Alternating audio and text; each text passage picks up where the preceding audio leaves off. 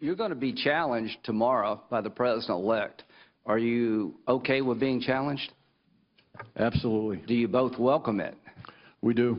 Do you think it's appropriate? We do. Are you ready for the task? I think so. Well, this exchange just a few hours before President Obama got his own intel briefing. Joining me now to discuss it all, Rachel Campos-Duffy, Frank Gaffney, and Jeff DeWit. Jeff, let me start with you. What a scene today on Capitol Hill.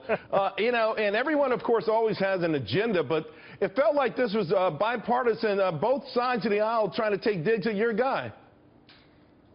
You know, Charles, and as you pointed out, it's an attempt to delegitimize the great win that President-elect Trump got on Election Day. To me, it is nails on the chalkboard to hear them call anyone say election hacking, because from what we all know right now, John Podesta's emails at the DNC, not even a government agency, a private concern, someone got access to his emails. That's the extent of the so-called hacking through a phishing email, where someone just sent him that email we all get that says, hey, it's time to change your password. Give us your password. And they were dumb enough to enter their password, which, by the way, was the word password. And so they have no secondary authorization, set up a authenticity, whatever you call that, to get into the email where it would text you and say, hey, right, someone's trying to get into your email. They just let anyone in with the word password, and now they're complaining that the election was swung. The only thing that we learned out of John Podesta's emails is that the DNC itself conspired to steal the primary from Bernie Sanders. No, that's the only playing field that was tilted in the whole thing. Frank, yesterday, the mainstream media, the headlines were that it was Donald Trump versus the intelligence community, and that he picked WikiLeaks over U.S. intelligence. And, of course, he put out a tweet trying to clarify that he was only sharing information, that he had not done that, and that ultimately it would be up to the American people. What do you make of what we saw today, the circus that we saw today? Well, first of all, I guess I would say to President-elect Trump, welcome to Washington. This is what you can expect on Capitol Hill, particularly from establishment Republicans who weren't in favor of your nomination in the first place.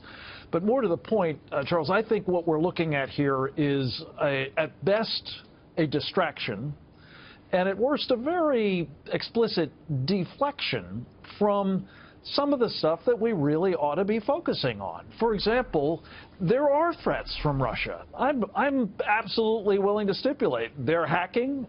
They'd like to influence everything here. That's why they have, Russian TV, RT. That's why they have yeah, Sputnik. but okay, That's Frank, why let me jump in for 1 second, buddy. But you got nuclear weapons pointed at us. That's a bigger problem. Would an attempt on influencing our election, no matter whether it happened or not, would that be a cause for war? Would that be, should we be sounding the drumbeats of war because of Russian hacking? Well, on that basis, you'd say that the Israelis have a casus belli against the United States because Barack Obama tried to influence and overturn their election. I mean, it's of course not an act of war. It is an act of hostility, and the Russians are engaged in a lot of it. As I said, they're involved in building up strategic nuclear weapons to attack this country that we haven't, frankly, seen since the darkest days of the Cold War, and maybe it's worse than that. So when we look at this, we got to look at the big picture, not be deflected into what the Democrats and apparently establishment Republicans would rather have us chasing down a rabbit hole. I don't disagree with you, and we're going to talk about the military aspect of this and a real, physical aspect of it later in the show. But Rachel, what I want to stick to right now is the political aspect of the theater that we saw there today, because again, we had this hearing as a backdrop, but we know that there were several agendas on full display there.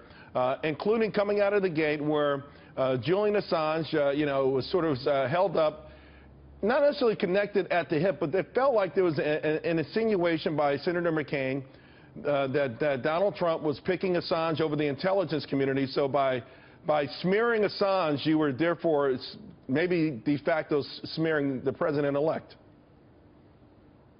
Well, look, I think the most underreported story of this entire 8 years of Obama has been his politicization of intelligence. Listen, there's nothing new revealed here. The Russians have definitely tried to hack. That's not new.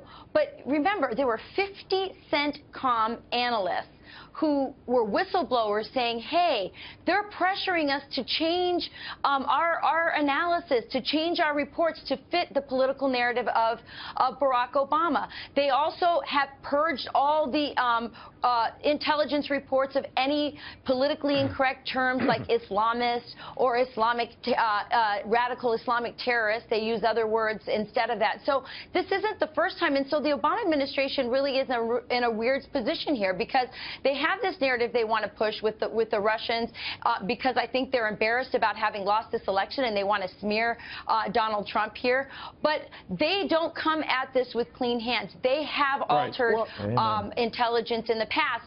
And by the way, also, Senator from Alaska asked Clapper if there was any retaliation against the Chinese after the big OPM hacking, and he had to admit that there wasn't any. So, of course, the Russians are going to hack, because we don't do anything about it. Yeah, well, we know that the feckless approach by the Obama administration invited all bad actors to flex their muscle in any form or any venue possible. But what we saw today was just a political effort to smear the president-elect on both sides of the aisle. Folks, thank you all very much. Appreciate it. Absolutely.